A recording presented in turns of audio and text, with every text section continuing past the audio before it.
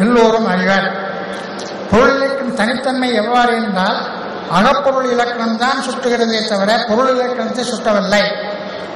புறப்பொருள் போன்ற செய்திகள் எல்லா மொழிகளிலும் காணப்படுகின்றன. ஆனால் அகப்பொருளில் காணப்படுகின்ற செய்திகள் தமிழுக்கே உரியன என்பதை இங்கே வற்புறுத்துகிறோம்.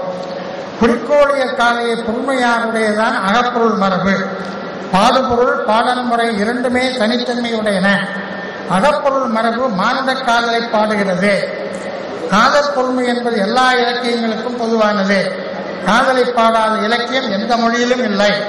நாட்டுப்புற பாடல்களிலும் இடம்பெறும் பாடுபொருள் தான் காதல். ஆனால் தமிழ் அகப்பொருளுக்கு உரியதாக கொள்ளப்படும் காதல் பொருண்மை பல்வேறு வரையறைகளுக்கு உட்பட்டதாகும்.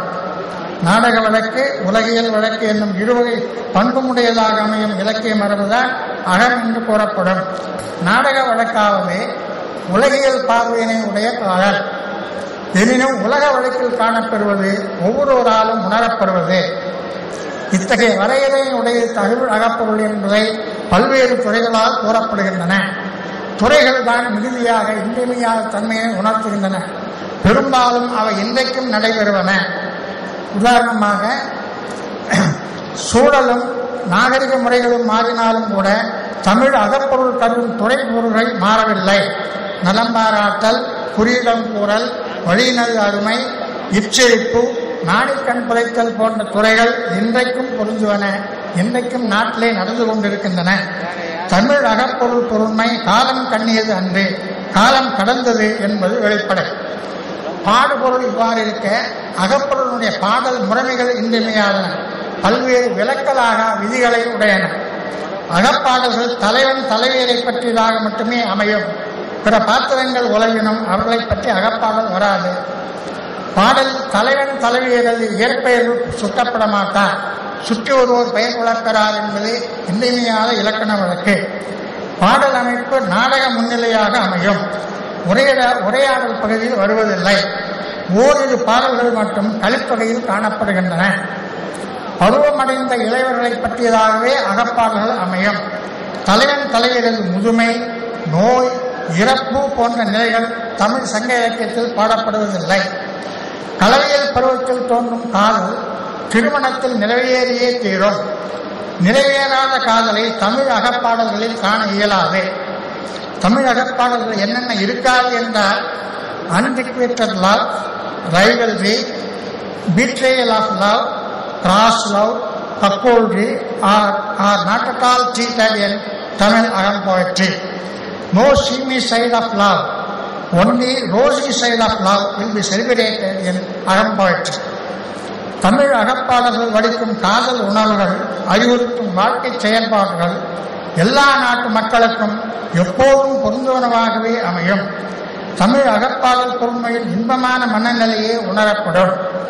இன்பமே என்னாலும் துன்பமில்லை என்னும் உணர்வை குறிஞ்சி, முல்லை, மாடல், மருதம், நெய்தல் என்னும் எல்லா திணைப்பாடல்களிலும் காணலாம். களவு கற்பு என்னும் இருவகை கைகோளிலும் உணரலாம். அதாவது, The son of delight never sits in அகம் எம் பெயர். இது மிக இன்றியமையாத அடிப்படையான தமிழ் அகப்பொருளுடைய உணர்வு. The son of delight never sits in அகம் எம் பெயர். அதாவது, அகப்பொருளுக்குரிய காதல் சூரியன் அஸ்தமிப்பதே இல்லை. பொருளதிகாரம் மற்றொரு அடிப்படையில் ஒரு அமைப்பியல் சார் கவிதையியல். பெர்டினாண்ட் டி சசோரின் அமைப்பியல் கோட்பாடுகளின் அடிப்படையில் ஒரு அமைப்பியல் சார் கவிதையை உருவாக்க வேண்டும் என்று Northrop Frye, Jonathan Culler, Todorov, Genette, Barthes போன்ற ஐரோப்பிய அமைப்பியல் சார் இலக்கிய திறனாய்வாளர்கள் இன்னும் முயன்று வருகின்றனர். இதுவரையில் எந்த மொழிக்கும் இப்படி ஒரு அமைப்பியல் சார் கவிதையியல் உருவானதாக தெரியவில்லை. சசோரின் அகவடிவம், புறவடிவம், தனி வடிவம் என்னும் கோட்பாட்டு அடிப்படையில் மொழியியலார் அமைப்பியல் சார் மொழி நூலை கண்டறிந்தது போல இலக்கண திறனாய்வாளர்களும் கவிதையியல் ஒன்றை அமைக்கலாம் என கருதினர். தொல்காப்பிய பொருளதிகாரம் ஓர் அமைப்பியல் சார் கவிதையியல். இது இவ்வாறு உலக இலக்கியங்களிலே எந்த மொழிகளிலும் அமைப்பியல் சார் கவிதையியல் வந்ததாக இதுவரை தெரியவில்லை. ஐரோப்பிய ஆசிரியர்கள் முயன்று வருகிறார்கள். அகவடிவாகவும் சங்க அகப்பாடல் தொழிற்படு புறவடிவாகவும் அமைந்திருப்பதை காணுமிடத்து தமிழ் இலக்கிய மரபு பல்லாண்டுகளுக்கு முன்னரே ஒரு இலக்கிய கவிதைகளை இலக்கணப்படுத்தி இருக்கும் பாங்கினை அறிந்து வியப்பும் மகிழ்ச்சியும் அடைகிறோம்.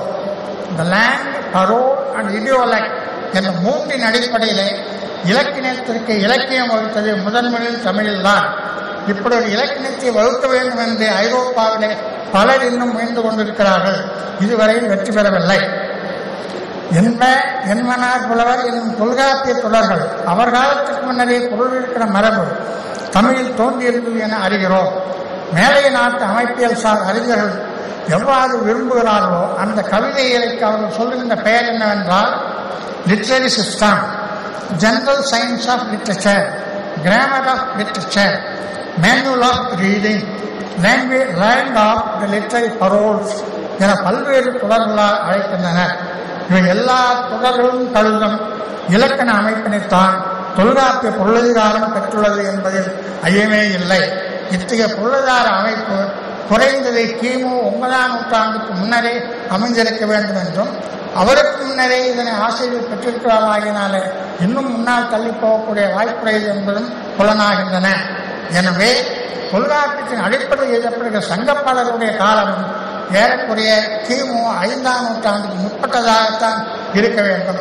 சில பாடல்கள் பின்னால் தொகுக்கப்பட்ட காரணத்தினாலே கிமு 2ஆம் நூற்றாண்டுக்கு முதல் நூற்றாண்டுக்கு கூட வரலாம்.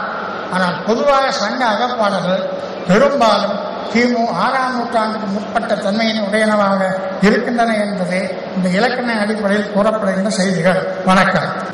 பாராட்டுதலுக்குரிய பேராசிரியர் அவர்களே, மேடையில் விற்றிருக்கின்ற அறிஞர் பெருமக்களே, அவையில் விற்றிருக்கின்ற தமிழ் சான்றோர்களே, அனைவருக்கும் என்னுடைய அன்பார்ந்த வணக்கத்தை முதற்கண் கூறப்படுது. இந்த கலந்தாய்வரங்கத்தின் மைய குறிக்கோள் அண்மையில் அயல்நாட்டு அறிஞர் இருவர் எழுதிய நூலின் கருத்தின் பொருத்தமின்மையை சான்றுகள் காட்டி நிலைநாட்டும் நோக்கில்தான் இந்த கலந்தாய்வரங்கத்தை அமைப்பாளர்கள் அமைத்திருக்கிறார்கள் என்று நான் கருதுகிறேன். ஹெர்மன் டீகன் என்கிற அறிஞர் எழுதிய நூலும் ஹெல்லன் பொல்லாக் என்பவர் எழுதிய நூலும் சங்க இலக்கியங்கள் எல்லாம் கிபி 9ஆம் நூற்றாண்டுக்கு முற்பட்டன அல்ல. பின்னர் தான் அதுவும் தொல்காப்பியம் கிபி 12ஆம் நூற்றாண்டு என்கிற அளவிற்கு புரிந்து கொள்ளாமலே அவர்கள் நம்முடைய பேராசிரியர் ஜார்ஜ் ஹார்ட் போன்ற இடத்திலே படித்திருந்தால் இந்த பிழைப்பாடுகள் வந்திருக்காதுன்னு நான் நினைக்கிறேன். அத்தகைய குறைபாடுடைய அந்த 2 நூல்களையும் தமிழ் பல்கலைக்கழகத்தின் துணைவேந்தர் என்னிடம் கொடுத்து இதை மதிப்பீடு செய்து ஒரு நூலை வரைதல் வேண்டும் என்று கோரினார்கள். ஒரு திங்களுக்குள்ளாக அவர் 200 பக்கம் எழுதி மறுப்புரையை நான் நூலாக கொடுத்தேன். அந்த நூலிலே மிக விரிவாக நான் எழுதியிருக்கிறேன். இருந்தாலும் 7-8 நோக்கில் இந்த சங்க காலத்தை ஆராய்கிற பொறுப்பை அவர் துறை சார்ந்த அறிஞர்களுக்கு அமைப்பாளர்கள் ஒப்படைத்ததனால இந்த நான் 9ஆம் நூற்றாண்டு என்பதிலிருந்து மேல் நோக்கி போகிற பொழுதுதான் எலிமினேஷன் ப்ரோசஸ் இது அல்ல என்று தள்ளி போகிற பொழுது இதுதான் சங்க காலம் என்ற நிலையை நாம் அடையாளம் கண்டுகொள்ள முடியும். இந்த ஆய்வுக்கு சில கோட்பாடுகளை நாம் முன்னிறுத்திக் கொள்ள வேண்டும். Some principles we have to adopt to identify the specific period of Sangam literature. What are the principles? கோட்பாடுகள் என்ன? வில்லியம் ஹென்றி ஹட்சன் சிறந்த திறனாய்வாளர், ஆங்கில இலக்கிய வரலாறு எழுதியவர். ஆங்கில இலக்கிய வரலாற்றுக்கு சில கோட்பாடுகளை சொல்லி